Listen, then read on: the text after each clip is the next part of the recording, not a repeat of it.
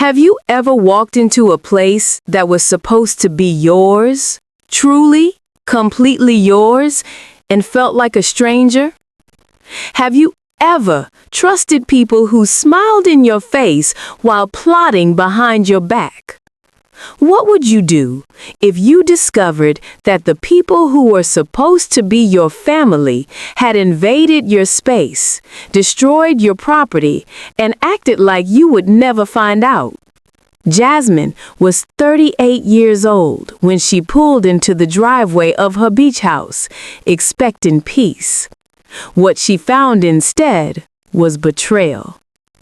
It had been a brutal 6 months, the kind of months that drain everything from you, your energy, your patience, your faith in humanity. Her promotion at the investment firm had come with a price.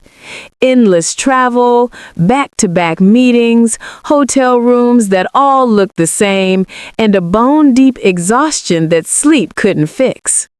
She had barely seen her husband David. She had barely seen her own reflection in a mirror long enough to recognize herself. She had been running on fumes, promising herself that when the project ended, she would finally rest. And now the project was over. 3 days early, miraculously, blessedly early. Jasmine hadn't told anyone she was coming. Not David. He was traveling for his own work and wouldn't be home until the weekend anyway. Not her friends. She didn't want to make plans or obligations. Not a single soul knew she was heading to the beach house. She wanted silence.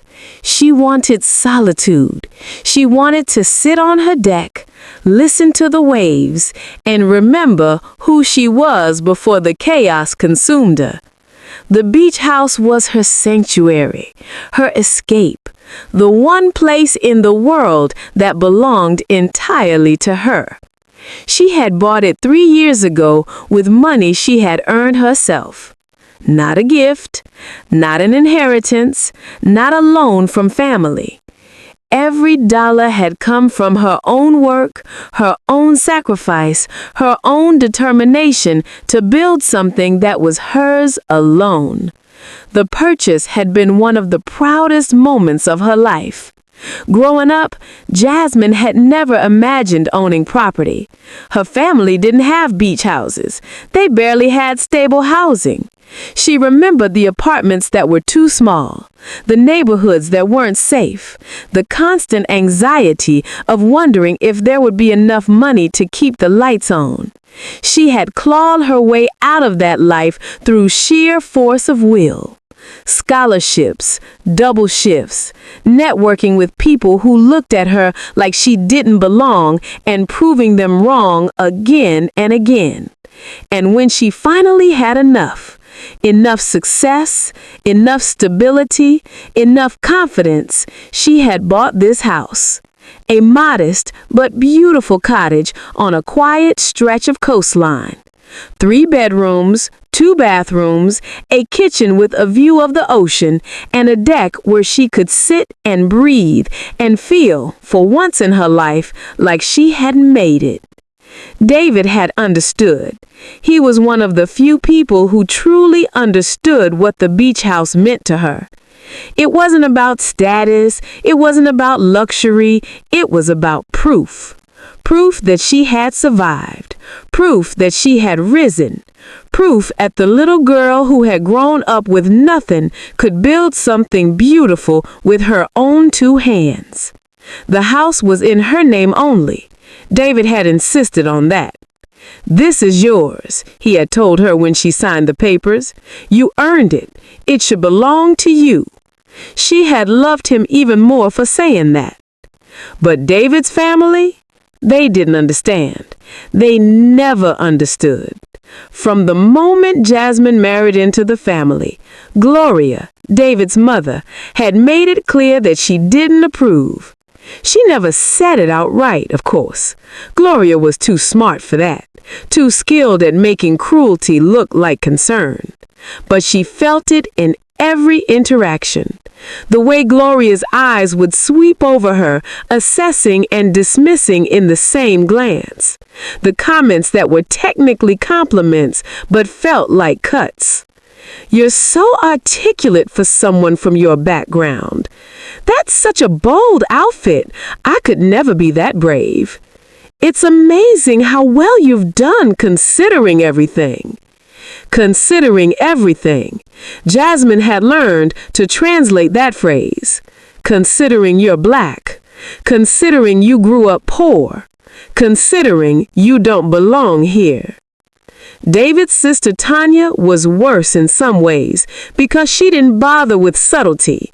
Tanya had disliked Jasmine from day one, a bitter, jealous hostility that seemed to grow with every success Jasmine achieved. When Jasmine got promoted, Tanya made snide comments about affirmative action. When Jasmine bought the beach house, her resentment had been barely concealed. "Must be nice to have a vacation home," Tanya had said at a dinner family, her voice dripping with false sweetness. "Some of us have to actually work for what we have." Jasmine had bitten her tongue so hard she tasted blood. She had smiled. She had changed the subject. She had been the bigger person, the way she always was. Because that's what you did with in-laws. You kept the peace. You didn't cause drama. You swallowed your pride and reminded yourself that David was worth it. But the resentment had never stopped. Every family gathering came with microaggressions. Every holiday was an exercise in endurance. Every visit to Gloria's house left Jasmine feeling smaller, angrier, more convinced that she would never truly be accepted. Still, she had never imagined they would go this far. The first sign that something was wrong came when Jasmine turned onto the private road that led to her beach house. There was a truck in her driveway, a large pickup, white, with a construction company logo on the side. Jasmine frowned. She hadn't hired any contractors. She hadn't scheduled any repairs. Maybe it was a mistake. Maybe they had the wrong address. But as she got closer, she saw more. Stacks of lumber on the side of the house, boxes of tiles on the porch, a large dumpster in the yard overflowing with debris. Her stomach tightened. Something was very, very wrong. She parked behind the truck and stepped out of her car. The ocean breeze hit her face, carrying a scent that should have been calming, but now felt ominous. And then she heard them. Voices coming from inside her house. Familiar voices. Her heart started pounding as she walked up the front steps. The door was unlocked. Her door to her house, standing open like anyone was welcome to walk in. She pushed it open and stepped inside. And she stopped breathing. Her kitchen was destroyed. The word wasn't an exaggeration. It was gutted. The beautiful cabinet she had chosen so carefully, gone. The granite countertops she had saved for months to afford, ripped out. The walls had been torn open, exposing studs and wiring. Dust and debris covered every surface. The room she had loved, the heart of her home, looked like a bomb had gone off. Jasmine's vision blurred. Her chest felt like it was being crushed. She couldn't process what she was seeing. This had to be a nightmare. This couldn't be real. And then she looked down the hallway towards the bedrooms. Plastic sheeting blocked the corridor. More construction materials were stacked against the walls. Through the gaps in the plastic, she could see that the destruction extended further. Her bedroom, her guest rooms, her sanctuary, all of it, violated. But the worst part, the part that made her blood turn to ice, was the laughter, coming from the ruined kitchen. Casual, comfortable, like whoever was there had every right to be there. Jasmine walked toward the sound, her footsteps silent on the dusty floor. She rounded the corner and saw them. 3 people standing in the middle of her gutted kitchen, looking at tile samples spread across a makeshift table, debating colors, discussing layouts, acting like they were designing their own dream home. Gloria, Tanya, and Tanya's husband Marcus. They hadn't heard her come in. They were too absorbed in their conversation, too comfortable in their entitlement, too confident that they would never be caught. Gloria said, "I think the white subway tile is too basic. We should go with something more modern. Jasmine always had boring taste." Tanya laughed. "Honestly, this whole house needed updating. She clearly doesn't know how to maintain a property. We're doing her a favor." Marcus nodded along. Ever the silent accomplice. "The contractor said the bedrooms will be done by next week. Then we can really settle in." Settle in. The words echoed in Jasmine's skull like a gunshot. Settle in. They weren't just renovating, they were living here.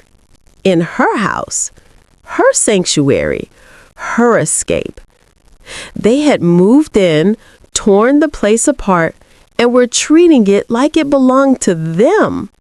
Jasmine didn't know how long she stood there, frozen, watching them laugh and plan and violate everything she had built.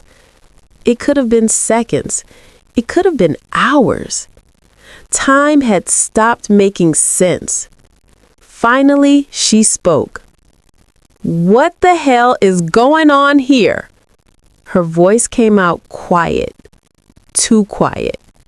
But it cut through the room like a blade. All 3 of them spun around. Gloria's face went white. Tanya's jaw dropped. Marcus took a step backward like he was trying to disappear into the wall. For a moment, nobody spoke.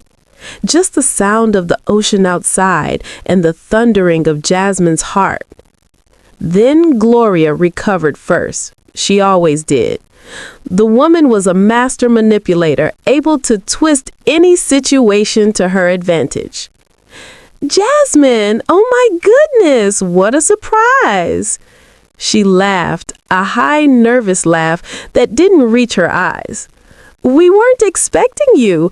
I thought you were traveling for work." "Clearly," Jasmine said, her voice still dangerously calm. "I asked you a question. What is going on in my house?" "We're renovating." Tanya jumped in, her tone defensive.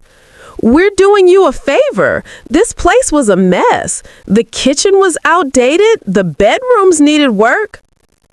"I didn't ask you to renovate. I didn't give you permission to touch anything. I didn't even know you were here." "Well, you're never here," Gloria said, her voice taking on a wounded quality. "Someone had to take care of things. We were just trying to help. David said what?" Jasmine's eyes narrowed. "David told you to move into my house and tear it apart?" Gloria hesitated. A flicker of something crossed her face. Guilt, maybe, or fear of being caught in a lie. He knew we were checking on the property. He appreciated us keeping an eye on things. Checking on the property is not the same as living here. Checking on the property is not the same as destroying my kitchen and my bedrooms without my knowledge or permission. Jasmine looked around the ruined room, taking in the full scope of the damage. Her beautiful kitchen, her dream, reduced to rubble by people who never respected her. Her gaze swept over the other details she was only now processing. Tanya's jacket draped over a chair, Gloria's handbag on what remained of the counter, a cooler in the corner filled with food, toiletries visible through the bathroom door, signs of habitation, signs of comfort, signs of people who had made themselves at home in a space that was never theirs. "How long?" Jasmine asked quietly. "How long have you been living in my house?" Silence. "How long?" The words came out sharper this time. Gloria looked at Tanya. Tanya looked at Marcus. Marcus looked at the floor. Finally, Gloria answered. "Just a few months.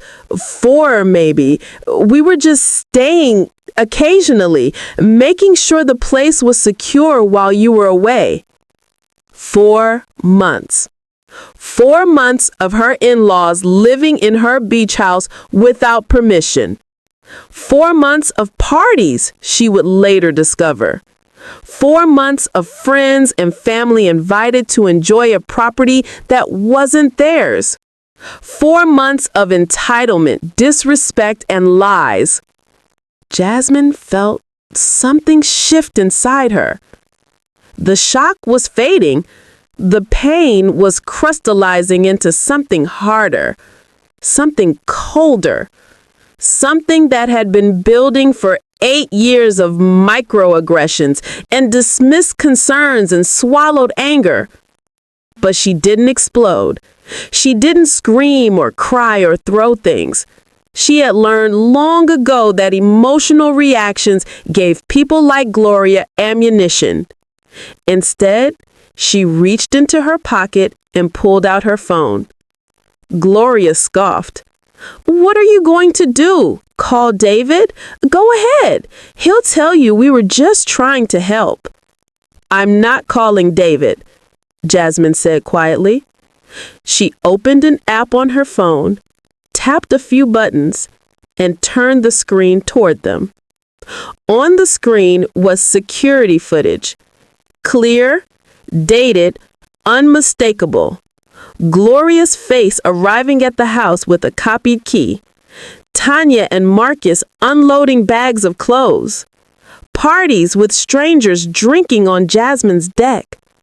Gloria in Jasmine's living room laughing. She'll never know. She's too busy with her little career to pay attention to anything. Tanya sneering. And even if she finds out, what's she gonna do? She's always been too weak to stand up to us. Every moment, every lie, every insult, captured on camera, stored in the cloud, backed up in multiple locations. Jasmine watched their faces as the footage played. Gloria went from white to gray. Tanya's sneer crumbled into terror. Marcus looked like he was gonna be sick. "You thought I'd never come. You thought I'd never find out. You thought you could take what's mine and I'd just accept it because I always have before." She stepped closer, her voice steady and cold as steel. "You were wrong." To understand why Jasmine stood in that ruined kitchen with fire in her eyes and ice in her voice, you need to understand what she'd had endured for the past 8 years. You need to understand the woman she was before she met David. You need to understand what his family had put her through. And you need to understand why she had stayed silent for so long. Jasmine grew up in a world that didn't believe in her. She was born in a cramped apartment on the south side of Chicago, the youngest of 3 children, raised by a single mother who worked 2 jobs just to keep the lights on. There was never enough money. There was never enough space. There was never enough of anything except struggle.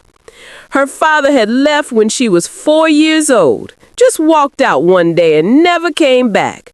No explanation, no goodbye, no child support, just an empty space at the dinner table and a mother who had to work twice as hard to fill the gap he left behind.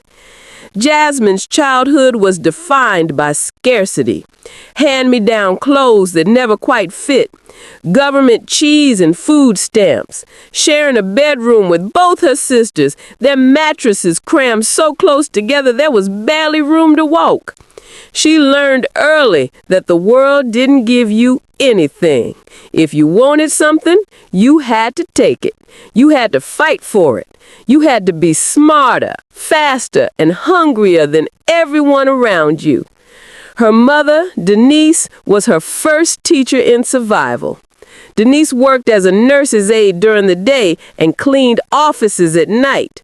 She came home exhausted, her feet swollen, her back aching. But she never complained. She never gave up. She just kept pushing, kept providing, kept telling her daughters that education was the only way out. "Nobody can take your knowledge," Denise would say, her voice hoarse from fatigue. "They can take your money. They can take your home. They can take everything you own. But what's in your head, that's yours forever. So you fill it up. You fill it with everything you can learn, and you use it to build a life they can never take away." Jasmine listened. More than her sisters, more than anyone in their neighborhood, Jasmine listened. She became obsessed with education. She stayed after school for extra help. She read every book she could get her hands on. She applied for every scholarship, every program, every opportunity that might give her a chance to escape. And she escaped. A full ride to Northwestern University for undergrad, a scholarship to Columbia for her MBA, internships at firms that had never seen someone like her walk through their doors. She faced racism at every turn, professors who assumed she was there to fill a quota, classmates who talked over her in group projects, recruiters who seemed surprised she could string a sentence together. But she kept pushing, she kept proving them wrong, she kept building. By the time she was 30, Jasmine had a corner office at one of the most prestigious investment firms in New York. She had a 6-figure salary. She had a 401k, a stock portfolio, and a credit score that would make her childhood self weep with disbelief. She had made it. And then she met David. David Richardson was everything Jasmine had trained herself not to trust. He came from money, old money, generational money, the kind of money that meant he had never worried about keeping the lights on. He was handsome, charming, and moved through the world with the easy confidence of someone who had never been told he didn't belong. They met at a charity gala that Jasmine's firm was sponsoring. She was there for work, networking with potential clients, wearing a dress she had saved for months to afford. He was there because his family had donated enough money to get their name on the building. She expected him to be arrogant, entitled, the kind of wealthy white man who saw women like her as entertainment, or worse, invisible. But David surprised her. He was kind, genuinely kind. He listened when she spoke. He asked questions about her work that showed he actually understood what she did. He laughed at her jokes without the condescension she had come to expect from men in his world. By the end of the night, he had asked for her number. By the end of the month, they were dating. By the end of the year, she was in love. David saw her in a way no one ever had. He didn't see a success story or a diversity statistic or a woman who had to overcome her circumstances. He saw Jasmine, just Jasmine, Brilliant, driven, funny, complicated Jasmine. He loved her edges. He loved her ambition. He loved the fire in her that had carried her out of poverty and into a life she had built with her own hands. When he proposed after 2 years of dating, Jasmine said yes without hesitation. She had never believed in fairy tales, but David made her believe that maybe, just maybe, she deserved a happy ending.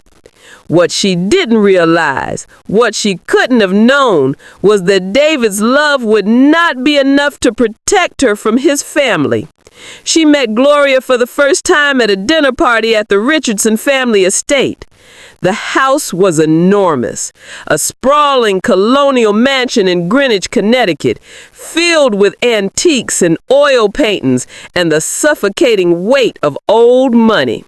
Jasmine had dressed carefully, wanting to make a good impression. She wore a conservative dress, simple jewelry, her natural hair styled elegantly. She was nervous but hopeful. This was David's mother. She wanted them to connect. Gloria Richardson stood in the foyer like a queen receiving a subject.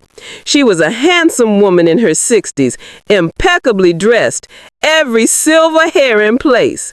Her eyes swept over Jasmine in a single, assessing glance, and Jasmine knew, instantly, viscerally, that she had already been judged and found wanting.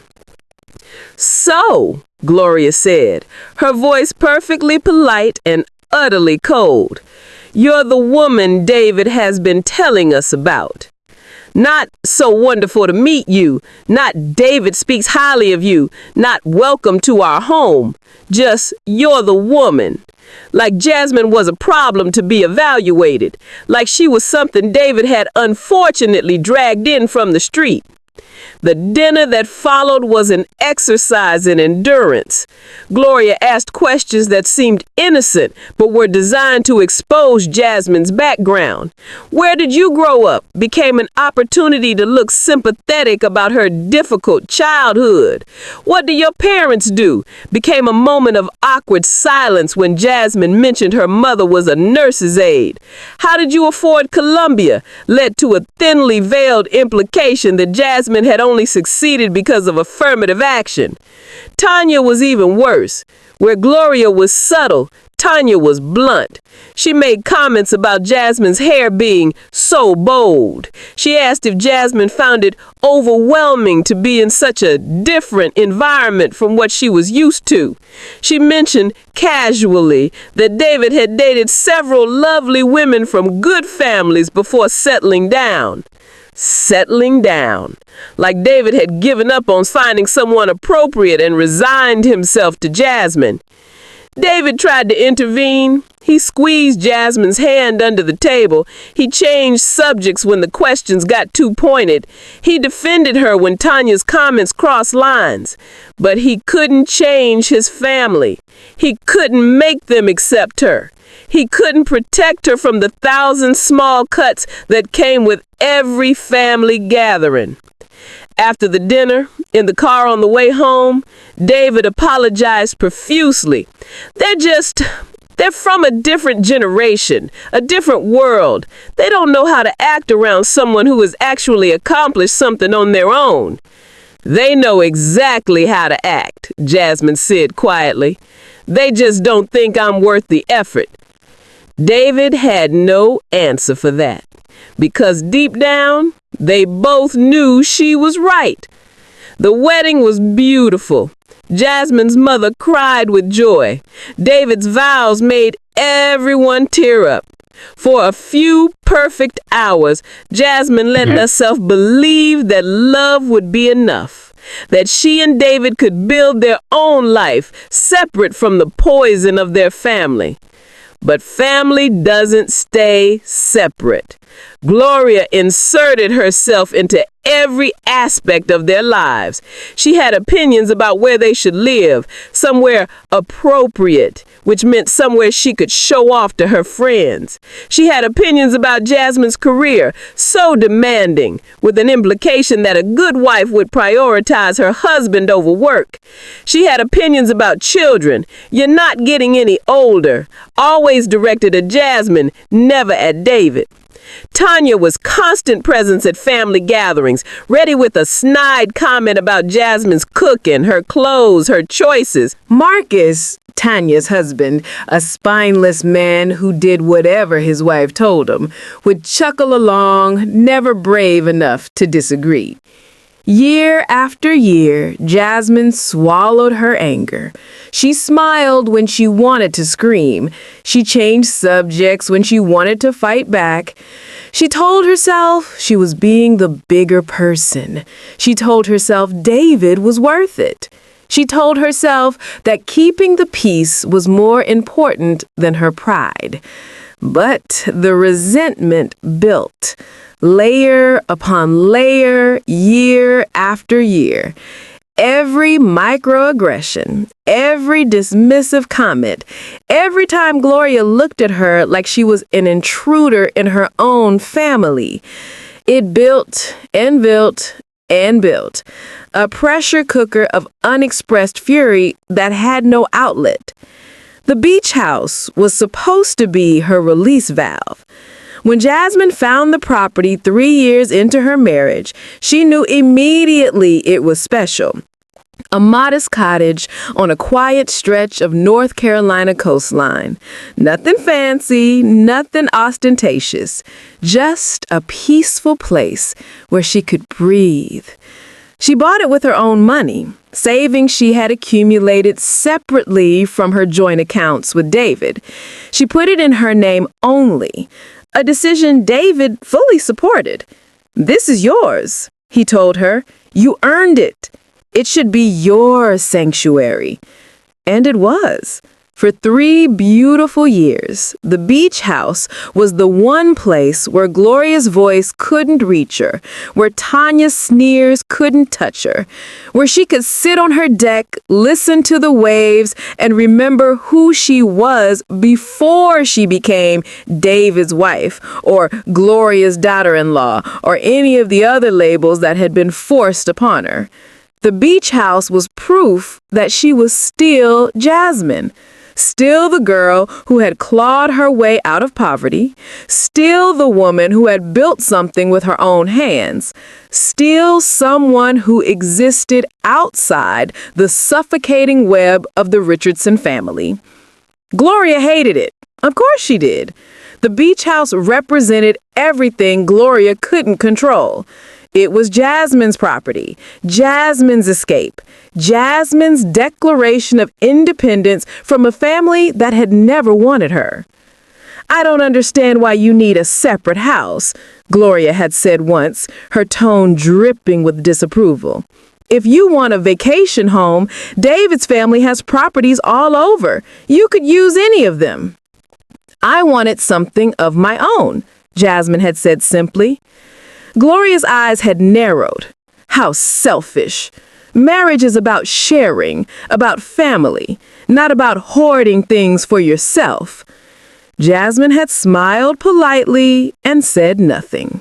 But inside, she had felt the familiar rage building, the same rage that was now coursing through her veins as she stood in her destroyed kitchen watching her in-laws try to explain away 4 months of invasion and violation. They had always wanted to take from her. They had always resented what she had built. And now they had finally gone too far. They thought she would never find out. They thought she was too busy, too distracted, too weak to notice. They thought they could take her sanctuary and make it their own.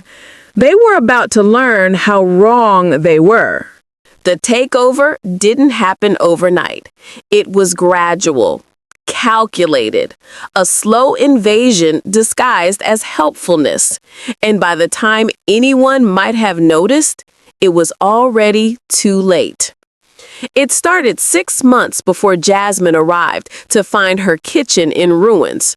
Her promotion had come through. Senior Vice President of Strategic Investments, a title she had worked toward for over a decade. It was everything she had dreamed of, everything she had sacrificed for. The culmination of countless late nights, missed dinners, and moments when she had chosen her career over her comfort. But the promotion came with a cost. The new role required extensive travel. London, Tokyo, Singapore, Dubai, client meetings that couldn't be conducted over video calls, negotiations that demanded her physical presence. She was on the plane more than she was on the ground, living out of suitcases, eating room service dinners alone in hotels that all blurred together after a while. David was supportive, as always. He understood her ambition. He had married her knowing that her career was as important to her as breathing. He didn't complain when she missed anniversaries or canceled weekend plans at the last minute. He just kissed her goodbye at the airport and told her he would be there when she got back. But David was also overwhelmed. His own job as a financial consultant was demanding, and without Jasmine home to share the load, he was struggling to keep up with everything. The house, the bills, the maintenance issues that seemed to multiply whenever she was away. And then there was the beach house.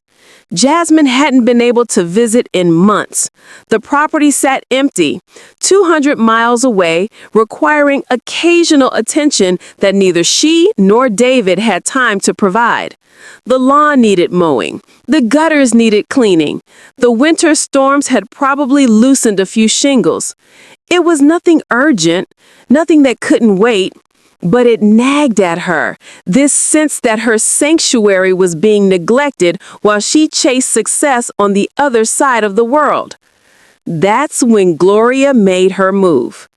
It happened during a phone call that Jasmine barely remembered. She was in Singapore, exhausted from a 14-hour negotiation, when David mentioned that his mother had offered to help with the beach house. She said she could drive down every few weeks and check on things, make sure there's no damage, collect the mail, that kind of thing. I told her I'd ask you. Jasmine should have said no. Every instinct she had developed over 8 years of dealing with Gloria screamed at her to refuse. But she was so tired, so stretched thin, so desperate to cross one thing off her endless list of worries. Fine, she said, the word escaping before she could reconsider. Just checking on it, nothing else, and tell her not to touch anything. Of course, David assured her. She's just trying to help. She's just trying to help. Those 5 words would haunt Jasmine for months to come. The first visit was innocent enough. Gloria drove to the beach house, walked through the rooms, and reported back that everything looked fine. She was polite, almost pleasant in her text messages. Property secure, no issues, happy to help. Jasmine felt a flicker of gratitude that she immediately distrusted. Gloria had never done anything out of pure kindness. There was always an angle, always an agenda. But weeks passed and nothing seemed amiss. Gloria made 2 more visits. Her reports were brief and professional. No request for access beyond what was necessary, no suspicious behavior. Maybe, Jasmine thought, she had misjudged her mother-in-law. Maybe Gloria was finally trying to make peace. Maybe 8 years had softened something between them. She was wrong. What Jasmine didn't know, what she had no way of knowing, was that Gloria had made a copy of the key during her very first visit. It wasn't impulsive. Gloria had planned it carefully. She had noticed the spare key hanging in the laundry room during her walkthrough, slipped it into her pocket, and drove to a hardware store on her way home. The copy cost $3.47. It would end up costing her far more than that. For the first month, Gloria kept the copied key hidden. She visited the beach house on her scheduled trips, sent her innocent reports, and bided her time. She was waiting for the right moment, the right opportunity, the right excuse to escalate. That opportunity came when Tanya's marriage hit a rough patch. It wasn't serious, just the usual tensions that come with two difficult people living under the same roof. Tanya complained to Gloria that she needed a break, that Marcus was driving her crazy, that she wished she could just get away from everything for a while. And Gloria, ever the schemer, saw her chance. "Why don't you use Jasmine's beach house?" Gloria suggested. "She's never there. She won't even know." Tanya hesitated. Even she recognized that using someone else's property without permission was crossing a line. But Gloria was persuasive. She always was. "It's not like we're stealing anything," Gloria reasoned. "We're just borrowing it for a weekend. Jasmine would probably say yes if we asked her. We're just saving everyone the trouble of a conversation." That logic was flawed, of course. Jasmine would absolutely not have said yes. But Tanya wanted to believe it, wanted an excuse to take something from the sister-in-law she had always resented. So she agreed. That first weekend was a test. Gloria, Tanya, and Marcus drove down on a Friday evening, let themselves in with the copied key, and spent 2 days enjoying Jasmine's beach house like it was their own. They slept in her beds. They cooked in her kitchen. They sat on her deck, drank wine, and watched the sunset over her ocean view. And nothing happened. No alarms, no angry phone calls, no consequences. Jasmine didn't notice. David didn't notice. Nobody noticed. The taste of getting away with it was intoxicating. So they did it again. And again. And again. The weekends became more frequent. The visits became longer. What started as occasional borrowing became regular occupation. By the end of the second month, Gloria had essentially moved in. She brought her own sheets, her own toiletries, her own food. She rearranged the furniture to her liking. She complained to Tanya about the dated decor and the cheap appliances. She acted in every way like the house belonged to her. Tanya and Marcus were there more weekends than not. They invited friends. They hosted small parties. They left behind messes that Gloria would clean up before her next official check-in report to David. It was a perfect system. Jasmine was thousands of miles away, too busy to visit. David was too trusting to suspect anything. And Gloria had finally claimed something that Jasmine thought was hers. But occupation wasn't enough. Gloria wanted more. She wanted to reshape the beach house in her own image, to erase every trace of Jasmine's taste and replace it with her own, to transform this symbol of Jasmine's independence into proof of Gloria's domination. The renovation started small. A new shower curtain in the bathroom, different dishes in the kitchen cabinets, a rug that Gloria liked better than the one Jasmine had chosen. But small changes weren't satisfying, not to a woman like Gloria, whose resentment had been building for 8 years. She wanted bigger, bolder, more permanent. "This kitchen is a disaster," Gloria announced one evening, looking around with disdain. "These cabinets are falling apart. The countertops are scratched. A house like this deserves better." "It's not our house, Mom," Tanya pointed out, though her objection was half-hearted. "It's not really Jasmine's either. She's never here. She doesn't appreciate it. Someone needs to take care of this property properly. She paused, a plan forming behind her eyes. We should renovate, update the kitchen, maybe the bedrooms too. By the time Jasmine bothers to visit, if she ever visits, it'll already be done. She might even thank us. Tanya laughed. She won't thank us. She'll lose her mind. And what's she going to do about it? Gloria shrugged. Yell at us? Complain to David? She's always been too weak to stand up for herself. She'll huff and puff, and then she'll accept it. She always does. That calculation was based on 8 years of evidence, 8 years of watching Jasmine swallow insults for the sake of peace, 8 years of testing boundaries and finding no resistance. Gloria had trained herself to believe that Jasmine was powerless, that she would never truly fight back. She was about to learn how catastrophically wrong she was. The renovation began in earnest. Gloria hired a contractor, a man her friend had recommended, someone who didn't ask too many questions about whose name was actually on the property deed. She paid him in cash, using money she claimed was from a family fund for household improvements. The contractors started with the kitchen. Cabinets were torn out, countertops were removed, walls were opened to improve the layout. The work was noisy, messy, and impossible to hide from anyone who might stop by. But nobody stopped by. Nobody checked. Nobody questioned what was happening to Jasmine's sanctuary. Gloria grew bolder.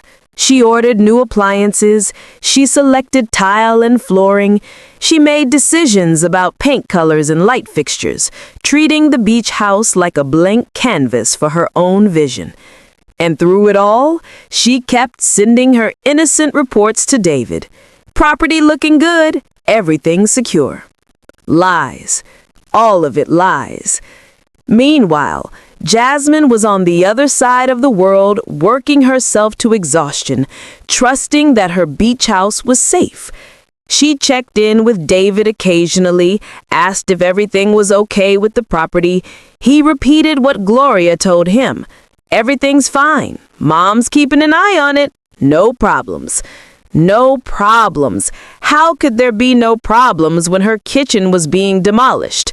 How could everything be fine when strangers were sleeping in her beds and eating off her dishes and treating her home like a vacation rental? But Jasmine didn't know to ask the right questions. She had no reason to suspect that her in-laws, people she despised but thought she understood, would go this far.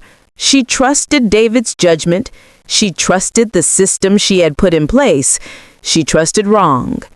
The renovation expanded. Once the kitchen was gutted, Gloria turned her attention to the bedrooms. Might as well update everything while we're at it, she reasoned. The contractor's already here. The house is already a construction zone. We should do it all at once. Plastic sheeting went up in the hallways. More walls came down. More debris filled the dumpster in the yard. The beach house that Jasmine had lovingly furnished and carefully maintained was being systematically destroyed. And Gloria loved every minute of it. It wasn't about improving the property. Not really. It was about power. About proving that she could take whatever she wanted from the daughter-in-law she had never accepted. About showing, if only to herself, that Jasmine's success meant nothing. That her achievements could be invaded, violated, erased. Tanya understood this, even if she never said it out loud. She participated eagerly, enjoying the destruction as much as her mother did. She made fun of Jasmine's decorating choices as they were ripped out. She laughed about how basic the old kitchen had been. She took photos of the gutted rooms and sent them to Gloria with laughing emojis. They never imagined they would be caught. They never considered that Jasmine might show up unannounced. They never wondered if there might be cameras recording their every move. And that was their fatal mistake. Because Jasmine had installed a security system when she first bought the property. motion-activated cameras in every room, cloud storage that kept footage for 90 days, an app on her phone that she could check from anywhere in the world. She hadn't checked it in months. She had been too busy, too trusting, too focused on work to monitor a property she assumed was sitting empty and safe. But the system had been running the entire time, recording everything, every unauthorized entry, every party, every mocking comment about the woman who actually owned the house, every lie Gloria told herself about why this was acceptable. Every moment of the invasion was preserved in digital clarity, waiting for Jasmine to finally look. And now she had looked. Now she knew everything. And now Gloria, Tanya, and Marcus were about to discover that the woman they had underestimated for 8 years was done being underestimated. The drive from New York to the North Carolina coast took 8 hours. Jasmine made it in 7. She had left before dawn, her car packed with a weekend bag and a heart full of desperate longing for peace. The last 6 months had hollowed her out. Every flight, every meeting, every presentation had chipped away at something essential inside her. She was running on fumes and caffeine, held together by willpower and the promise of her sanctuary waiting at the end of this drive. She didn't tell David she was coming. He was in Chicago for a conference, wouldn't be home until Sunday. She didn't tell her assistant, her friends, her mother. She told no one. This trip was for her alone. A secret escape. A chance to remember who she was beneath all the titles and responsibilities. The first sign that something was wrong came as she turned onto the private road that led to her property. A truck she didn't recognize was parked on the shoulder near her driveway entrance. White. Large. A construction company logo on the side. Coastal Home Renovations, with a phone number underneath. Jasmine slowed down, frowning. Maybe they were working on a neighbor's property. The houses out here were spread apart, hidden by trees and dunes. It was possible they had just parked in a convenient spot. But as she rounded the final curve, her stomach dropped. The truck wasn't the only vehicle at her house. There was a Mercedes SUV in her driveway, Gloria's car, unmistakable with its custom plates that read GLR1A.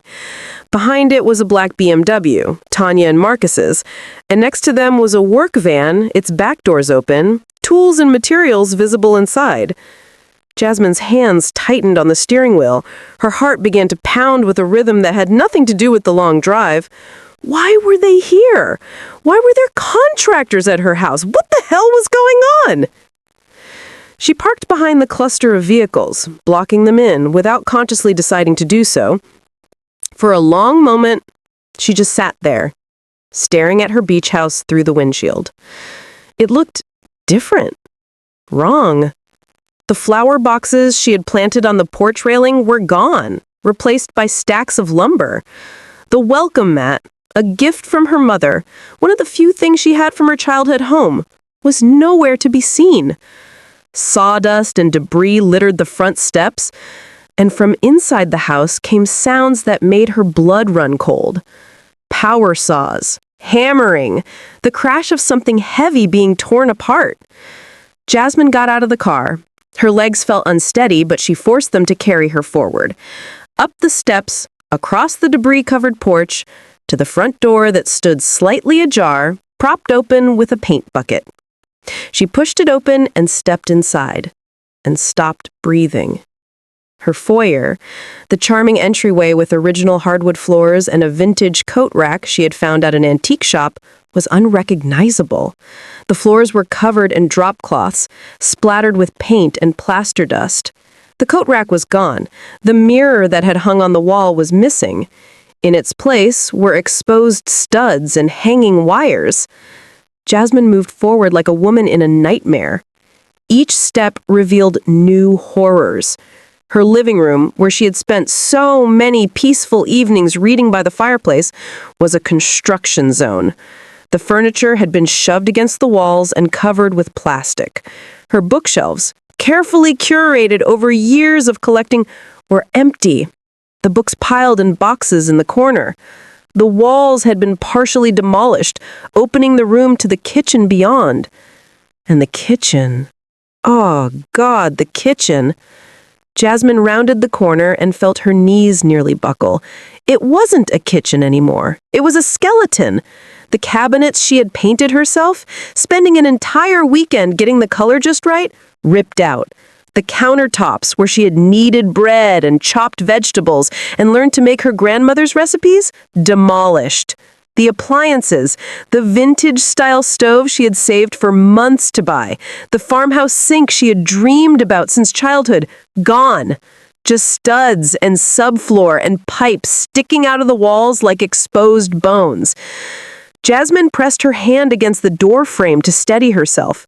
Her tears burned behind her eyes, but she refused to let them fall. Not yet. Not until she understood what had happened to her home. That's when she heard the voices, coming from what used to be her kitchen. Casual, comfortable, laughing. She walked toward the sound, her footsteps silent on the dust-covered floor, and there they were. Gloria stood in the center of the gutted room, wearing designer jeans and a cashmere sweater that probably cost more than Jasmine's first month's rent in her college apartment. She held a tablet in her perfectly manicured hands, swiping through what looked like design options. Tanya was beside her, pointing at the screen and making comments. Her designer handbag sat on a makeshift table, a piece of plywood laid across two sawhorses. Marcus stood a few feet away, talking on the phone about delivery schedules and tile installation. They looked relaxed, happy, completely at home in the middle of the destruction they had created. None of them noticed Jasmine standing in the doorway. They were too absorbed in their renovation project, too confident that the owner of this property was thousands of miles away and would never know what they had done. I still think the white subway tile is too basic. For what we're spending, we should do something more dramatic. Maybe the Carrara marble. The marble is twice the price, Tanya pointed out. So what? It's not like we're paying for it. Gloria laughed. Jasmine can afford it. She's always bragging about how successful she is. Let her put that money to good use for once. She doesn't brag. She just has money. Same thing. Tanya waved her hand dismissively.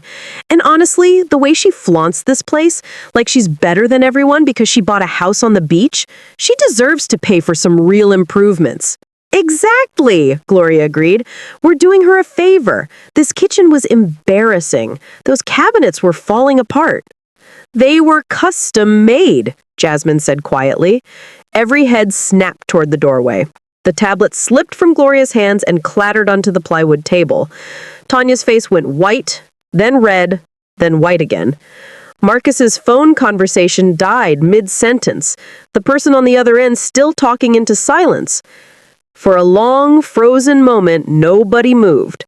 The only sounds were the distant crash of waves and the pounding of Jasmine's heart. Then Gloria recovered. She always recovered. It was her gift. The ability to twist any situation, to spin any narrative to make herself the victim no matter how clearly she was the villain. Jasmine! Oh my goodness, what a surprise! Gloria's voice was bright, artificial, stretched thin over obvious panic. We weren't expecting you. David said you were traveling until next month. David doesn't know I'm here, Jasmine said. Her voice was calm. Too calm. The kind of calm that comes before a hurricane. Nobody knows I'm here. I wanted to surprise myself with a quiet weekend at my beach house. She looked around the gutted room. Imagine my surprise when I found out someone had demolished it. Now let's not be dramatic. Dramatic? Jasmine's voice didn't rise, but something in it sharpened. My kitchen is gone.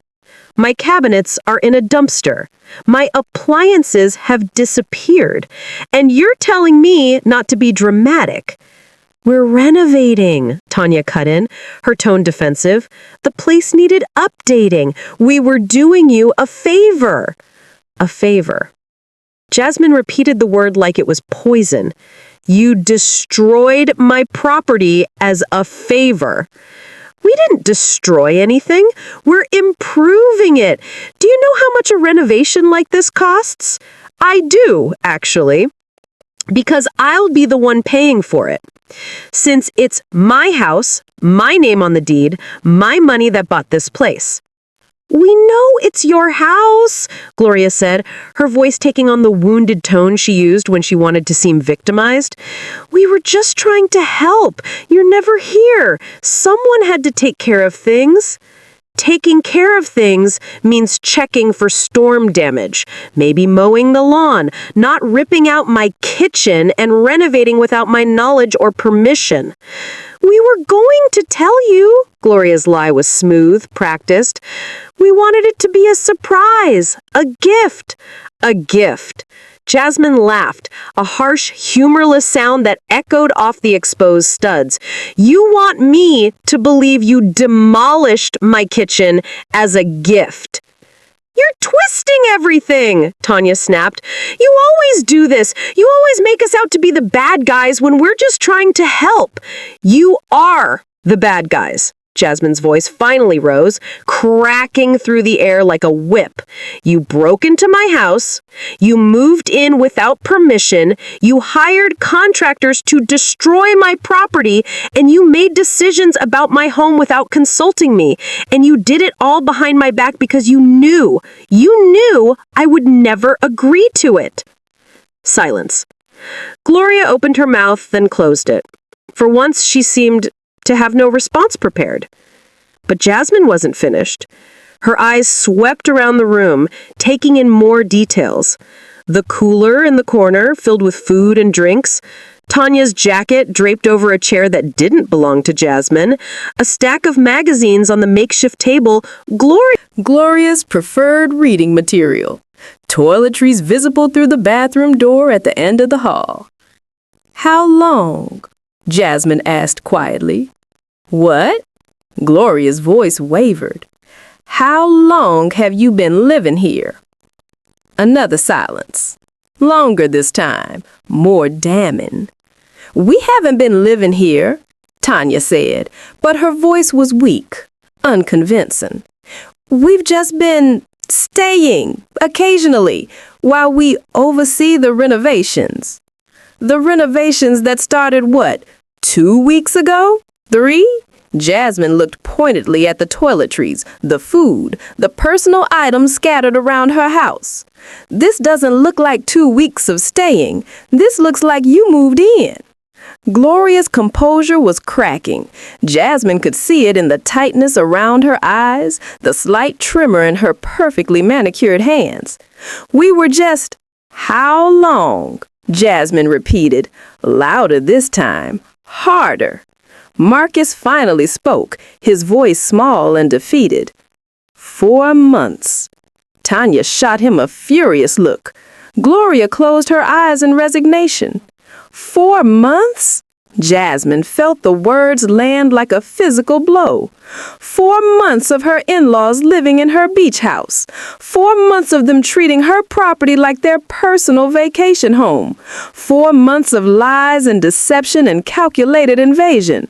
4 months, she repeated slowly. You've been living in my house for 4 months, while I was working myself to exhaustion on the other side of the world, while David was telling me everything was fine because you were keeping an eye on things. She took another step forward. Gloria actually stepped back. What else? What else have you done to my home? Nothing, Gloria said quickly. Too quickly. Just the renovations. Just trying to help. Let me see the bedrooms. They're not ready for viewing. The contractor is... Let me see the bedrooms. Jasmine's voice left no room for argument. She pushed past Gloria and walked down the hallway, shoving aside the plastic sheeting that blocked her path. The first guest bedroom was mostly intact, though it had clearly been used. The bed was unmade, sheets that weren't Jasmine's, a comforter she had never seen before. Personal items were scattered on the dresser. Tanya and Marcus had claimed this room as their own. The second guest bedroom was similar. Gloria's territory based on the reading glasses on the nightstand and the familiar brand of hand cream in the attached bathroom. She had made herself comfortable in Jasmine's home. And the master bedroom, Jasmine's bedroom, her sanctuary within a sanctuary. Jasmine pushed open the door and felt her heart shatter. It was gone. Not just altered, not just used, gone. The walls had been torn out, opening the space to what had been a small sitting area. Her beautiful four-poster bed, a splurge she had saved for over a year, was nowhere to be seen. Her antique dresser, passed down from her grandmother, vanished. The hardwood floors were covered with plywood and construction materials. Everything that had made this room hers, every carefully chosen piece of furniture, every personal touch, had been erased. "We're expanding," Gloria said from behind her, her voice smaller now, more nervous, "making the master suite bigger, more modern. You always said you wanted a bigger closet." "I never said that. I never wanted this. I wanted my beach house, my sanctuary, the place I built with my own hands, with my own money, with my own vision." She turned slowly to face her mother-in-law. "And you destroyed it." "We can put it back," Gloria tried. "If you don't like the changes, we can—" "You can't put back what you destroyed." She felt something shift inside her. Something that had been locked away for 8 years. Something patient and powerful and utterly finished with being underestimated. "But you're going to try. You're going to pay for every single dollar of damage. You're going to restore what you can and replace what you can't. And you're going to answer for what you've done." "Now, let's not be hasty," Gloria said, her manipulation instincts kicking in. "We're family. We can work this out between ourselves. There's no need to involve anyone else." "We're not family. Family respects boundaries. Family asks permission. Family doesn't invade your home and destroy it while you're away." She pulled out her phone. Gloria's face flickered with concern. "What are you doing?" "I'm showing you something."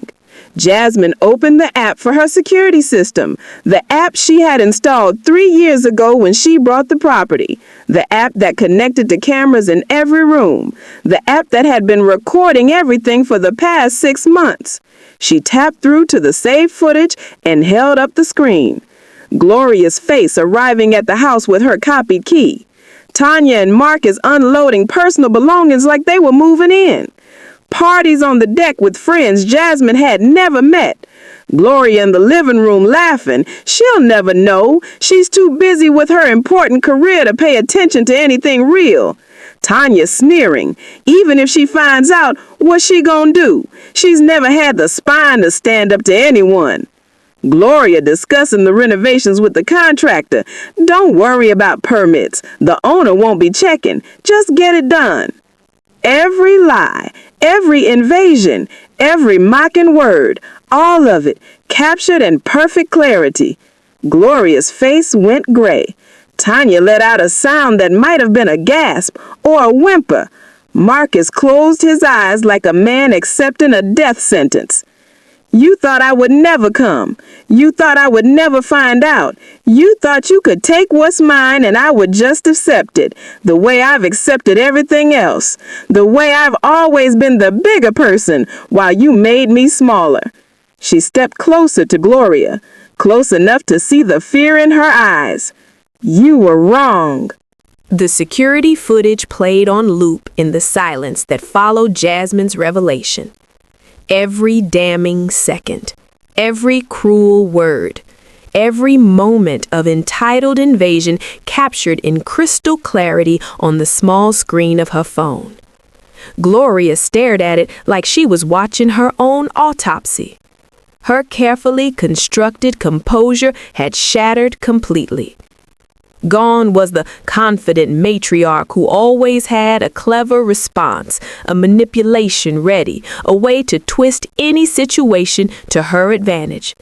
In her place stood a woman who had just realized that every lie she had told herself was about to collapse. Tanya was hyperventilating, shallow, panic breaths that made her designer blouse rise and fall in rapid succession. Her arrogance had evaporated the moment she saw herself on that screen, sneering about Jasmine's lack of spine. Now she looked exactly like what she was, a bully who had finally been caught. Marcus had retreated to the far corner of the gutted kitchen, as if physical distance could separate him from the consequences heading their way. His phone hung limply in his hand. The contractor on the other end had long since hung up, probably confused by the sudden silence. Nobody spoke for what felt like an eternity. The only sounds were the distant waves, Tanya's ragged breathing, and the tinny audio from Jasmine's phone as the footage continued to play. Finally, Gloria found her voice. "Jasmine." Her tone was different now, softer, almost pleading. "Jasmine, please, let's just talk about this. We can work something out. We're family. We don't need to—" "Stop." Jasmine's single word cut through Gloria's attempt at damage control like a blade. "Stop saying we're family. Stop pretending you ever treated me like family. Stop acting like what you did was anything other than theft, trespassing, and destruction of property." "Theft is a strong word," Tanya interjected, some of her defensiveness returning. "We didn't steal anything. We were just— You stole my peace." Jasmine's voice remained steady, but there was something volcanic beneath the calm. "You stole my sanctuary. You stole 4 months of use of a property you had no right to occupy. You stole my grandmother's dresser. Where is it, by the way? Where are my belongings? Where is everything that was in this house before you decided to renovate it to your taste?" Tanya opened her mouth, then closed it. She looked at Gloria for help, but Gloria had no help to offer. "The furniture is in storage," Marcus finally admitted from his corner. His voice was barely above a whisper. "We rented a unit in town. We were going to put it back when the renovations were done." "You were going to put it back?" Jasmine laughed, a bitter, disbelieving sound. "You ripped out my kitchen. You demolished my bedroom walls. You destroyed custom cabinets that I painted myself. How exactly were you planning to put it back?" Marcus had no answer. Neither did anyone else. Jasmine took a slow breath, steadying herself. The initial shock was fading now, replaced by something colder and more calculated. She had spent 8 years swallowing her anger around these people, 8 years being the bigger person, 8 years watching them disrespect her while she smiled and kept the peace for David's sake. No more. "Here's what's going to happen," she said, her voice taking on the tone she used in boardroom negotiations, calm, authoritative, absolutely certain of her power. "You are going to gather your personal belongings, every single item that belongs to you, and you are going to leave my property within the next hour." "An hour?" Gloria's voice rose. "That's not enough time to—" "It's exactly enough time. You should have thought about logistics before you decided to illegally occupy someone else's home." Jasmine held up her phone. "This footage is already backed up to multiple cloud servers. It's time-stamped, dated, and absolutely admissible in court. Right now, I have evidence of trespassing, unauthorized entry, and destruction of property. If you're not off my property in 60 minutes, I'm adding refusing to vacate to the list." Tanya's face contorted with fury. You can't do this. You can't just throw us out. We've been living here for 4 months without my permission. Yes, I'm aware. That's called squatting, Tanya. It's illegal. And given that you've also caused substantial damage to the property, we're looking at potential felony charges depending on how the prosecutor feels about the situation. The color drained from Tanya's face. Felony? Property damage over a certain threshold is a felony in North Carolina. Jasmine's voice was matter of fact. Based on what I've seen so far, gutted kitchen, demolished bedroom walls, destroyed custom cabinets, I'd estimate we're well over that threshold. But I'm sure my lawyer can give us a more precise number. Gloria stepped forward, her hands raised in a placating gesture. Jasmine, please, let's not get lawyers involved. We can handle this as a family. I'll pay for the damages myself. Whatever it costs to fix everything, I'll cover it. We don't need to... You pay for the damages? Jasmine raised her eyebrow. With what money, Gloria? The family fund you told the contractor about? The one that actually doesn't exist? Gloria's face flickered with surprise. She hadn't expected Jasmine to know about that. But the cameras had captured everything, including Gloria's conversations with the contractor about payment arrangements. I can get the money, Gloria stammered. I have savings. You can do whatever you want with your money. That's not the point. Jasmine stepped closer, closing the distance between them until they were only a few feet apart. The point is that you violated my home. You invaded my space. You destroyed my sanctuary. And you did it all while laughing at me behind my back. She held up the phone again, scrolling to a specific clip. Gloria's voice filled the ruined kitchen. She'll never know. She's too busy with her important career to pay attention to anything real. Jasmine paused the playback. You think my career is a joke. You've always thought that. You spent 8 years making snide comments about my little job and my ambitious lifestyle and how I must think I'm better than everyone else. That's not... Don't. Jasmine's voice sharpened. Don't insult my intelligence by lying to me again. I've watched enough footage in the past 5 minutes to know exactly what you think of me. What you've always thought of me. She turned to include Tanya in her gaze. You called me uppity. You said I don't deserve what I have. You joked about how I'd never have the spine to stand up to you. That was just, we were just talking. We didn't meet. You meant every word. And that's fine. I don't need you to like me. I don't need you to respect me. I stopped needing anything from this family years ago. She looked at each of them in turn. Gloria, pale and shaken. Tanya, caught between fury and fear. Marcus, trying to disappear into the corner. But I do need you to understand something you should have understood a long time ago.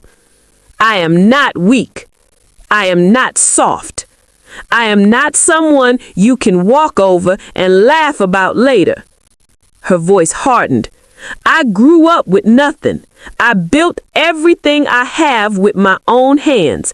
I have survived things you can't even imagine, and I will not let people like you take what's mine and tell me I should be grateful for the violation.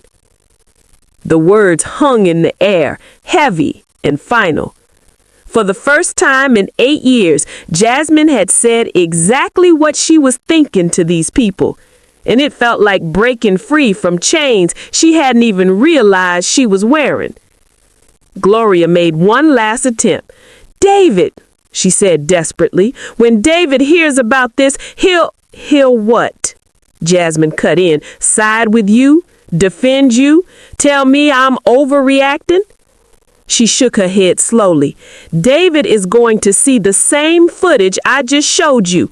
He's going to hear you and Tanya mocking me, mocking him by extension. Or did you forget the part where you called him too soft and whipped for supporting my career? Gloria's face went even paler. She had forgotten about that particular conversation, but the cameras had captured everything. David loves me, Jasmine continued. Really loves me. Not the conditional, manipulative version of love this family practices. When he sees what you've done, he's not going to side with you. He's going to be horrified. And he's going to have to choose between the mother who raised him and the wife who has been disrespected by his family for 8 years. She paused, letting the implications sink in. I don't want to put him in that position, but you've made it unavoidable. So whatever happens next, whatever damage this does to your relationship with your son, that's on you, not me. Gloria's eyes filled with tears. Real tears, Jasmine noted with some surprise. Not the manipulative kind she had seen so many times before. These were the tears of a woman who had finally realized the magnitude of her mistake. I never meant, Gloria's voice cracked. I never meant for things to go this far. It started as just checking on the house, and then Tanya needed a place to get away, and then you decided my property was yours to use however you wanted. Jasmine finished the sentence without sympathy. You made choices, Gloria. Every step of the way you made choices. You chose to copy my key. You chose to move in without permission. You chose to hire contractors and demolish my home. And you chose to mock me while you did it. She stepped back, creating distance between them. Now you get to live with those choices. And so do I. Jasmine looked at her watch. You have 53 minutes left.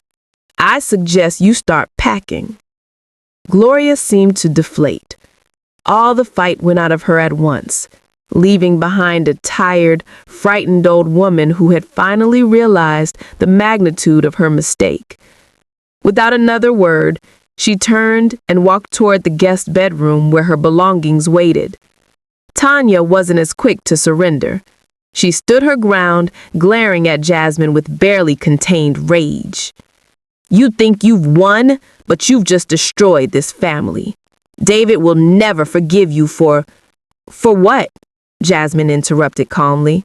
For defending myself? For refusing to be a doormat? For having the audacity to protect my own property from people who were systematically destroying it? She met her glare without flinching. If holding me accountable for standing up for myself is David's breaking point, then we have bigger problems than your renovation project. Tanya's rage sputtered, but didn't die. You've always thought you were better than us. Just because you grew up poor and made something of yourself, you think you can... I think I can what? Own property? Have boundaries? Demand basic respect from people who are supposed to be my family? I don't think that's thinking I'm better than you, Tanya. That's having standards. The fact that you can't tell the difference says more about you than it does about me. For a moment, Jasmine thought Tanya might actually swing at her. The fury in her eyes was that intense. But Marcus finally emerged from his corner, placing a hand on his wife's arm. Come on, he said quietly. Let's just pack and go. Tanya shook him off. This isn't over, she spat at Jasmine. I don't know how, but I'm gonna make you pay for this. You already are paying for this. Jasmine held up her phone again. Every threat you make is being recorded. This conversation, right now, is being captured by the security system. So please, keep talking. My lawyer will appreciate the additional evidence. Tanya's mouth shut up. She turned on her heel and stormed toward the guest bedroom, Marcus trailing behind her like a whipped dog. Jasmine stood alone in her gutted kitchen, surrounded by the destruction of her sanctuary. The adrenaline was starting to fade now, leaving behind a bone-deep exhaustion and a grief she hadn't allowed herself to feel. Her beach house, her escape, the one place in the world that had been entirely hers. They had violated it, transformed it, erased every trace of the home she had built. And she was going to have to rebuild it. Again. From scratch. Again. She thought about the years of work it had taken to buy this place. The countless hours of overtime. The sacrifices she had made. The dreams she had poured into every room. All of it destroyed by people who had never seen her worthy of respect. But as she stood there, surrounded by exposed studs and scattered debris, Jasmine realized something. They hadn't destroyed her. They hadn't even come close. The beach house could be rebuilt. The furniture could be recovered from storage. The kitchen could be redesigned, maybe even better than before. But the woman who owned this property, the woman who had just faced down her tormentors and watched them crumble, that woman was unbreakable, and she was just getting started. They left in 47 minutes. Jasmine stood on the debris-covered porch, arms crossed, watching them load their belongings into their vehicles like refugees fleeing a disaster of their own making. Gloria moved slowly, her earlier confidence completely shattered. She carried suitcases and bags with the mechanical movements of someone in shock, loading them into her Mercedes without meeting Jasmine's eyes. Every few seconds, she would glance toward the house, toward Jasmine, as if hoping for some sign of softening, some indication that this could still be fixed with the right words. There was none. Tanya was the opposite, aggressive in her departure, slamming bags into the BMW's trunk, muttering under her breath. She shot venomous looks at Jasmine between trips, her fury barely contained.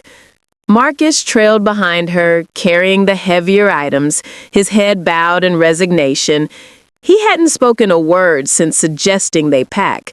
He seemed to have accepted what Tanya and Gloria had not yet fully grasped. This was not a battle they could win. The contractor's crew had fled earlier, shortly after Jasmine revealed the security footage. They wanted no part of whatever legal storm was brewing. The foreman had apologized profusely, claiming he had been told Gloria was the owner's mother-in-law with full authority to authorize renovations. Jasmine took his contact information and let him go. He wasn't the enemy. He was just a tool the enemy had used. As Gloria loaded the last of her bags, she finally approached Jasmine. Her steps were hesitant, her posture defeated. Up close, she looked older than Jasmine had ever seen her. The perfectly applied makeup couldn't hide the gray pallor of her skin or the redness around her eyes. Jasmine. Gloria's voice was barely above a whisper. Please, before I go, can we talk? Just for a moment? Jasmine considered refusing. Part of her wanted to watch Gloria drive away without another word, to deny her the closure she was seeking. But another part, the part that had spent 8 years wondering why this woman hated her so much, wanted answers. You have 2 minutes, Jasmine said flatly. Gloria nodded, swallowing hard.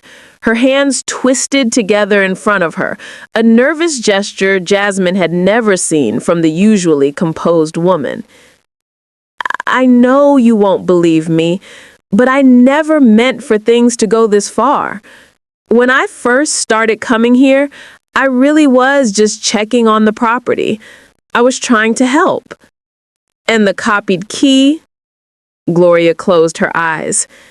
That was a mistake.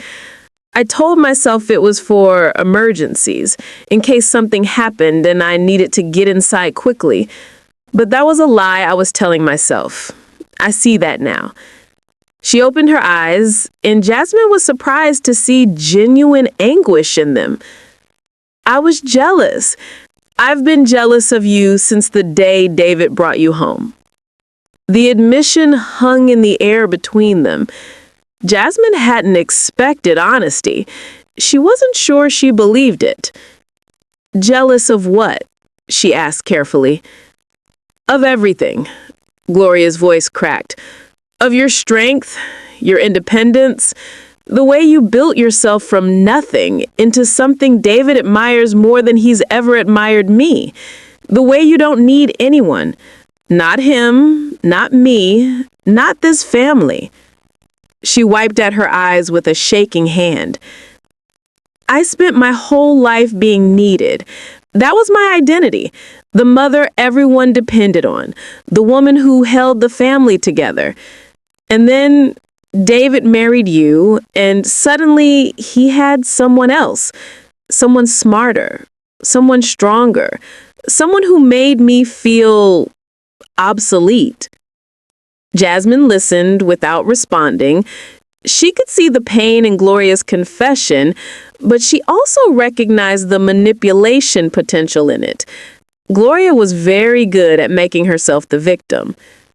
So when I found this place, your place, I saw something I didn't have.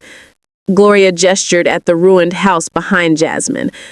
Something you built without David, without anyone. A piece of you that had nothing to do with my son. And I wanted to, I don't know, I wanted to make it mine, to prove that you weren't as special as everyone seemed to think. By destroying it? By changing it. Gloria shook her head. I convinced myself I was improving it, helping. But you're right, I was destroying it.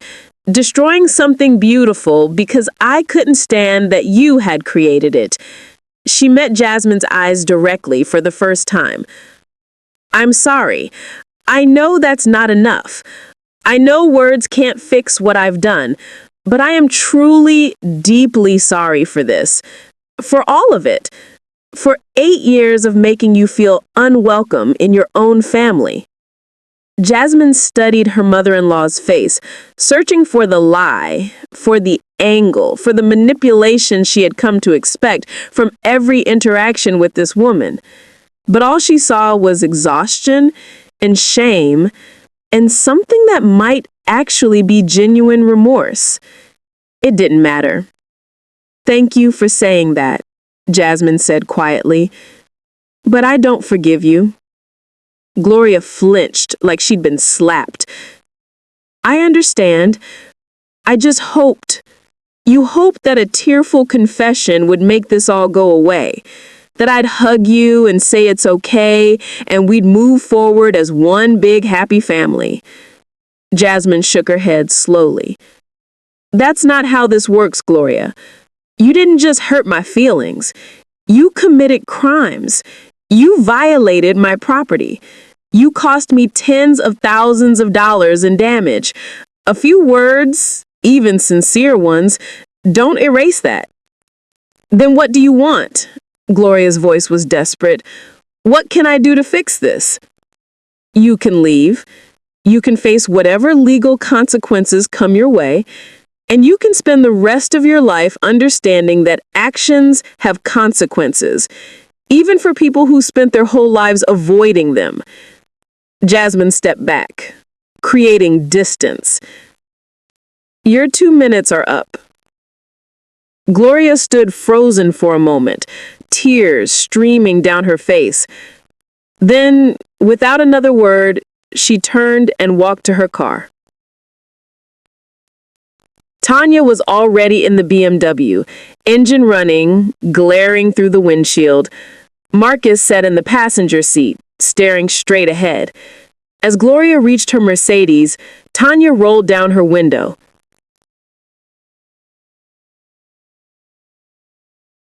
This isn't over, she called out to Jasmine.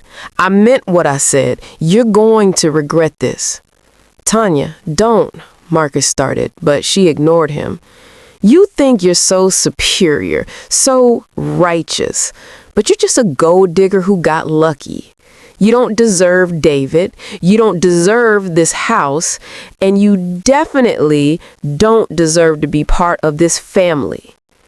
Jasmine walked calmly toward the BMW. Tanya's eyes widened slightly. She hadn't expected Jasmine to approach.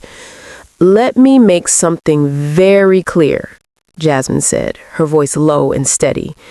"Every word you've said since I arrived has been recorded. Your threats, your insults, your admission that you've been living here for 4 months. All of it is documented and backed up." She leaned closer to the window. "So when you say this isn't over, I agree with you. It's not. Because tomorrow morning I'm calling my lawyer, and we're going to pursue every legal avenue available to us. Criminal charges for trespassing and property damage, civil suits for the cost of repairs and emotional distress, and whatever else my legal team recommends." Tanya's face went pale. "You can't. I can, and I will." She straightened up. "You've spent 8 years treating me like I'm beneath you, like I'm an intruder in your family, like I should be grateful for the scraps of respect you occasionally threw my way." Her voice hardened. "But here's what you never understood, Tanya. I don't need your respect. I don't need your acceptance. I don't need anything from you at all. I built my life without your help.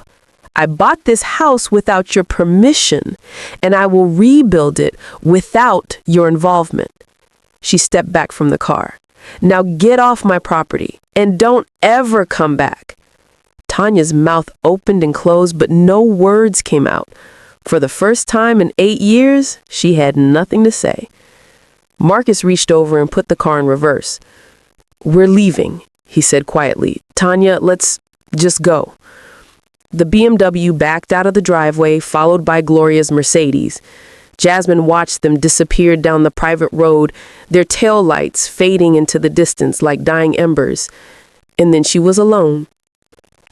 She stood on the porch of her ruined house, listening to the waves crash against the shore in the distance.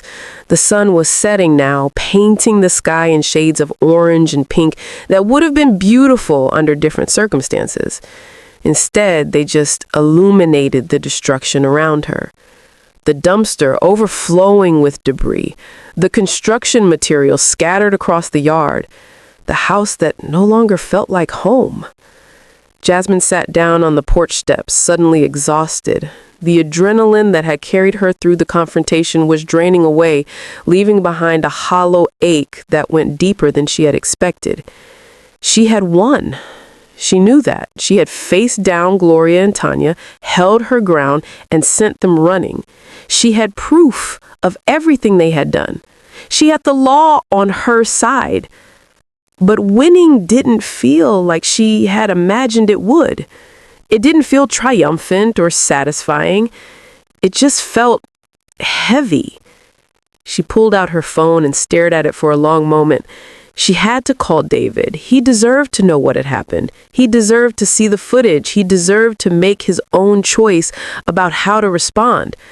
But she knew this call would change everything.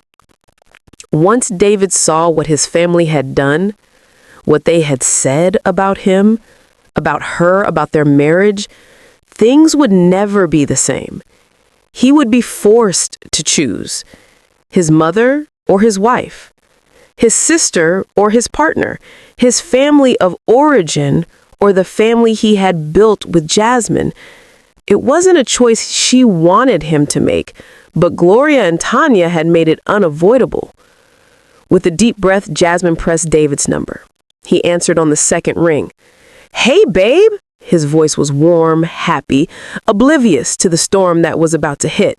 "I was just about to call you. The conference is wrapping up early. I might be able to fly home tomorrow night instead of Sunday. Wouldn't that be—" "David." Something in her voice stopped him mid-sentence. The warmth drained from his tone, replaced by concern.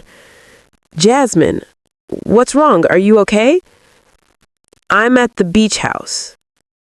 "The beach house?" confusion now. I thought you were in Singapore until next week. The project ended early. I came here to rest. She paused, steadying herself. David, something has happened. Something with your family. Silence on the other end, then carefully. What do you mean? What happened? Your mother, Tanya, and Marcus have been living here at the beach house for 4 months. What? David's voice rose with disbelief. That's not possible. Mom's just been checking on the place. She sends me updates. She said everything was... She lied to you. Jasmine cut in gently. She's been lying for months. And that's not the worst of it. What do you mean that's not the worst of it? What could possibly be worse than... They've been renovating the house, David, without my knowledge or permission. They ripped out the kitchen. They demolished walls in the master bedroom. They hired contractors and made decisions about my property like it belonged to them. The silence that followed was deafening. Jasmine could almost hear the gears turning in his head as he tried to process what she was telling him. That's insane. No, I'm sending you the security footage. Security footage? I have cameras throughout the house. I've had them since I bought the place. They've been recording everything. Jasmine opened the app and began selecting clips. I'm sending you 4 months of footage, David. Your mother arriving with copied keys, moving in their belongings, throwing parties, and talking about us. She paused. Talking about me. What did they say? Watch the footage, then call me back. She sent the files and hung up before he could respond. Then she sat in the gathering darkness, watching the stars emerge one by one, and waited for her husband to see the truth about his family. The call came 43 minutes later. David's voice was different. Destroyed. Jasmine. Just her name. Just that one word carrying the weight of everything he had just witnessed. I watched it, he continued, his voice breaking. I watched it all. I saw what they said, what they did, He trailed off, unable to finish. I am so sorry. Jasmine closed her eyes. She had been prepared for many reactions: denial, defensiveness, anger at her for recording his family. But the raw devastation in David's voice cut through all her defenses. This isn't your fault, she said quietly. I should have known. I should have checked on them more carefully. You trusted your family. That's not a crime. But what they did is... His voice hardened with sudden anger. God, Jasmine, the things my mother said. The way Tanya talked about you. I've been defending them for years, making excuses for their old-fashioned attitudes and their adjustment period. And the whole time they've been... He couldn't finish the sentence. I know. I'm booking a flight right now. I'll be there as soon as I can. David, you don't have to... Yes, I do. His voice was firm now, resolute. I should have been there for you from the beginning. I should have stood up to them years ago instead of asking you to be patient, to give them time, to be the bigger person while they made you feel like an outsider in your own family. He took a shaky breath. I'm done making excuses for them. I'm done choosing peace over your well-being. And I'm done being the son who can't see what his mother really is. Jasmine felt tears burning in her eyes for the first time since arriving at the beach house. Not tears of sadness, tears of relief, of gratitude, of finally feeling like she wasn't alone. I love you, she whispered. I love you too. And I am so sorry that my family did this to you. He paused. I'm gonna make this right, Jasmine. Whatever it takes, however long it takes, I'm going to make this right. After they hung up, Jasmine sat on the porch for a long time, watching the moon rise over the ocean. Her beach house was in ruins. Her relationship with her in-laws was destroyed. The next few months would be filled with lawyers and repairs and difficult conversations. Before the first time in 8 years, she felt something she hadn't expected to feel. Hope. David had chosen her. When faced with the truth about his family, he hadn't made excuses or defended them. He had stood with his wife. That choice didn't erase the pain of what had happened. It didn't repair the damage to her home. It didn't undo 8 years of microaggressions and disrespect. But it meant something. It meant that she wasn't alone in this fight. It meant that her marriage was stronger than the forces trying to tear it apart. It meant that when Gloria had called her family, she had been wrong. This, Jasmine and David standing together against those who would harm them, this was family, and it was worth fighting for. David arrived the next morning. He had taken the first flight out of Chicago, renting a car at the airport and driving straight to the beach house without stopping. When Jasmine opened the door, he stood on the debris-covered porch looking like he hadn't slept in days. His eyes were red-rimmed, his clothes were wrinkled, his face carried the weight of everything he had witnessed on those security recordings. Without a word, he pulled her into his arms and held her like he was afraid she might disappear. "I'm sorry," he whispered into her hair. "I'm so sorry, Jasmine, for all of it, for 8 years of asking you to be patient, for defending people who didn't deserve defending, for not seeing what was right in front of me." Jasmine let herself be held, let herself feel the safety of his embrace, let herself believe, finally, that she wasn't alone in this fight. "You couldn't have known," she said quietly. "They hid it from you too. But I should have seen the other things, the way they treated you, the comments, the exclusion." He pulled back, cupping her face in his hands. "I told myself it would get better, that they just needed time to adjust. But they were never going to adjust, were they? They were never going to accept you." "No," Jasmine admitted, "they weren't." David's jaw tightened with resolve. "Then they don't get to be part of our lives anymore. Not my mother, not Tanya, not any of them, not until they earn the right to be there, and maybe not even then." It wasn't an easy decision. Jasmine could see that. Despite everything, Gloria was still his mother. Tanya was still his sister. Walking away from family, even toxic family, carried a weight that most people couldn't understand. But David was choosing to carry that weight for her, for them, for the marriage they had built together. The weeks that followed were a whirlwind of legal consultations, insurance claims, and difficult decisions. Jasmine's lawyer, a formidable woman named Patricia Chin, who had handled high-profile property disputes for over 2 decades, reviewed the security footage with barely concealed astonishment.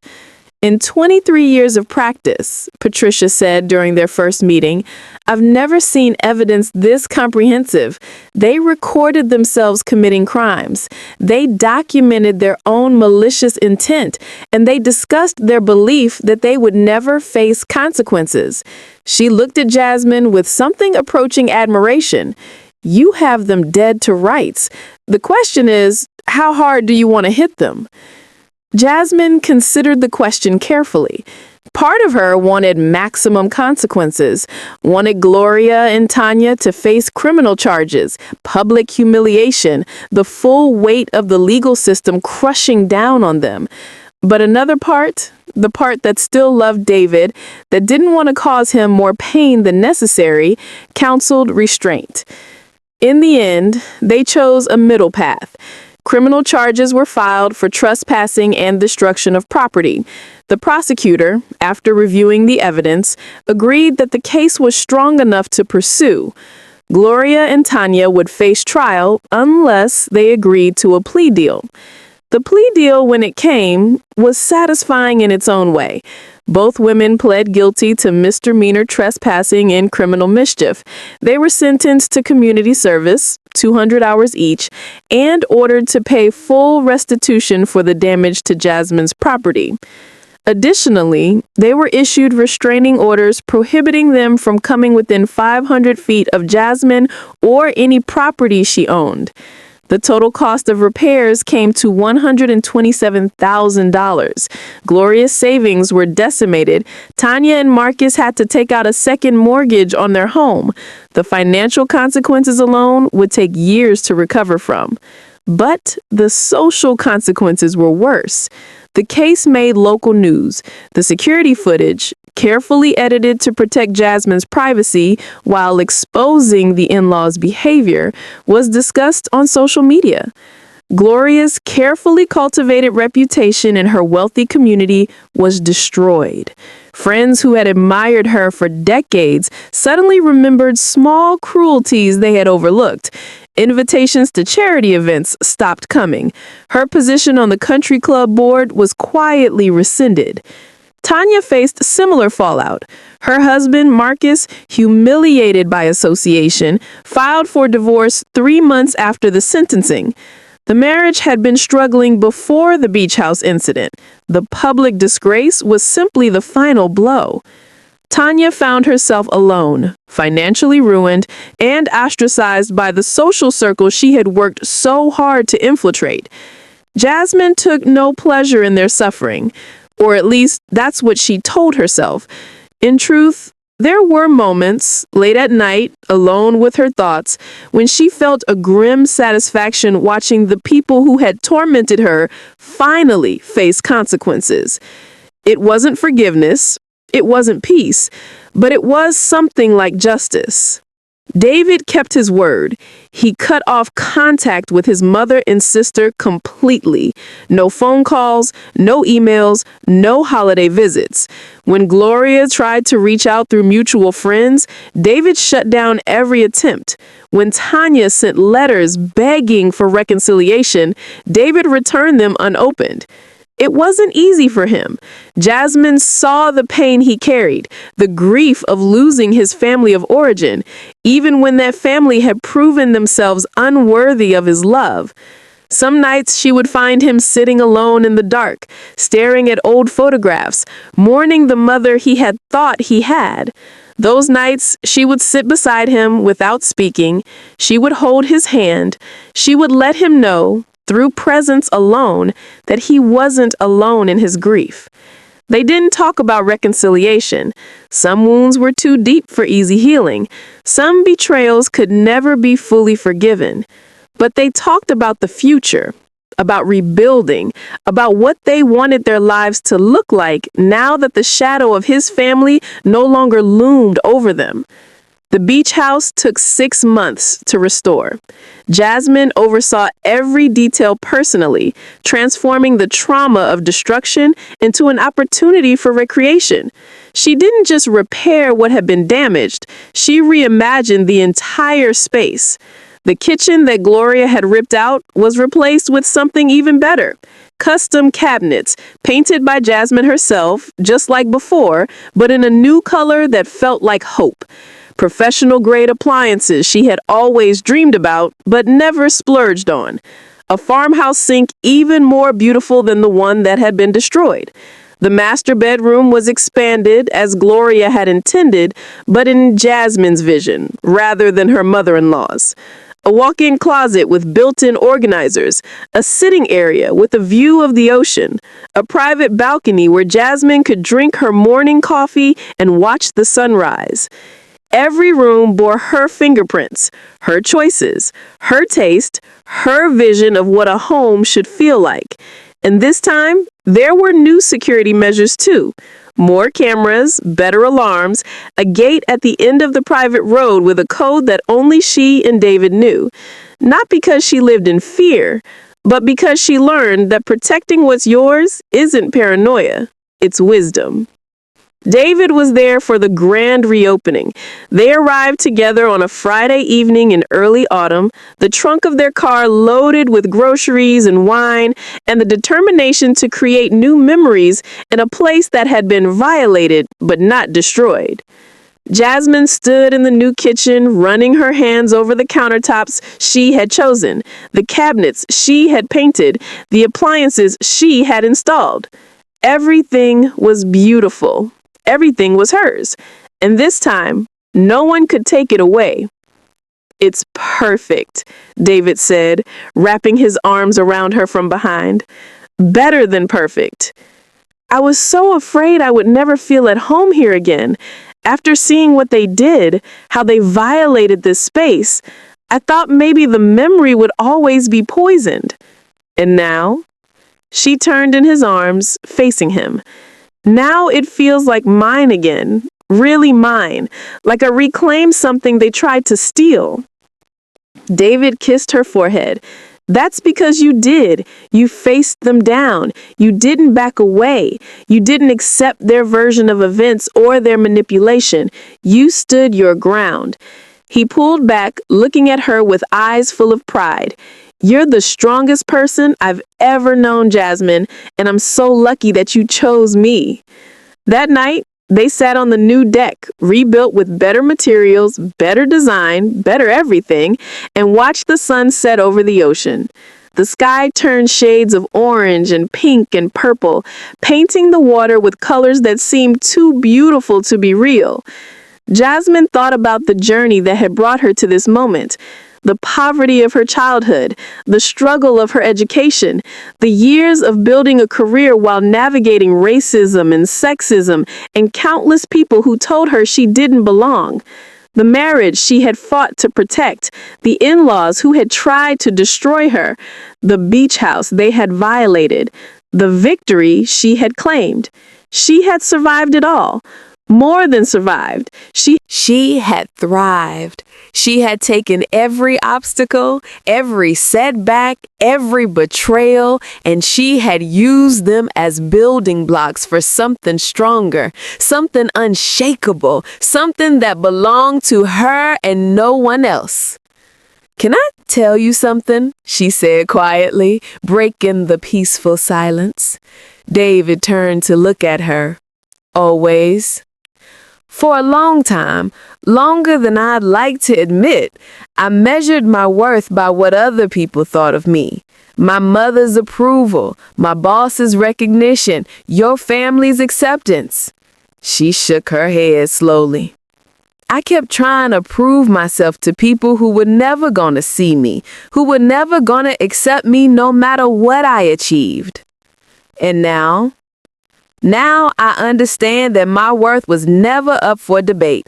It was never dependent on Gloria's approval or Tanya's acceptance. It was never something I had to earn from people who had already decided I was less than.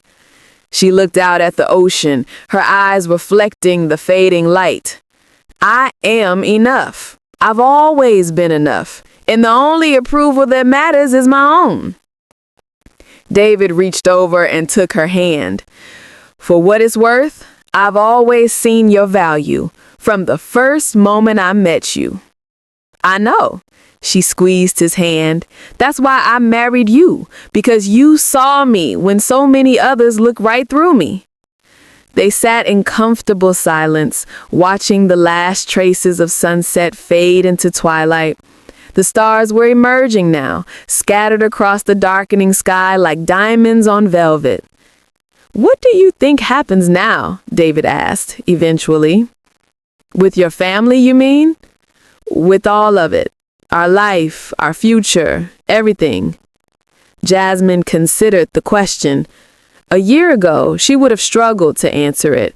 She would have been too consumed with work, with family drama, with proving herself to people who didn't deserve her effort. But now, I think we live, really live, without fear, without performing for people who don't matter, without sacrificing our peace on the altar of other people's expectations. She turned to face him fully. I think we come here whenever we want. I think we build a life that makes us happy. I think we protect what's ours and love each other without apology." David smiled. "That sounds perfect." "It sounds like freedom," Jasmine corrected, "and it's exactly what we deserve." The night wrapped around them like a blanket. Warm, protective, filled with possibility. Inside the beach house, the new kitchen gleamed under soft lighting. The new bedroom waited with fresh sheets and ocean breezes. Every room was a testament to survival, to resilience, to the stubborn refusal to be broken by people who had tried their best to break her. Jasmine took a deep breath of salt air and felt something she hadn't felt in years. Peace. Not the fragile peace of avoiding conflict, not the exhausting peace of keeping everyone happy at her own expense. Real peace. The peace of a woman who knows her worth, who protects her boundaries, who has faced down her enemies and emerged victorious. The peace of finally being home. Tomorrow would bring its own challenges. There was still work to do on the property, still legal matters to finalize, still the ongoing process of building a life without the toxic influence of David's family. But tonight, Jasmine sat on her deck, in her beach house, with her husband beside her, and she allowed herself to simply exist. To be present, to appreciate everything she had fought for and won. The waves crashed against the shore in their eternal rhythm. The stars wheeled slowly overhead. And Jasmine Carter, the girl from the south side of Chicago who had built herself from nothing, who had survived poverty and racism and family betrayal, who had refused to be diminished by people who thought they could take what was hers, smiled. Not because her problems were over, not because everything was perfect, but because she had learned the most important lesson of all. Her worth was never determined by those who couldn't see it. Her value was never diminished by those who tried to take from her. Her home, her true home, was not a building that could be demolished or violated. It was the unshakable foundation of self-respect she had built inside herself.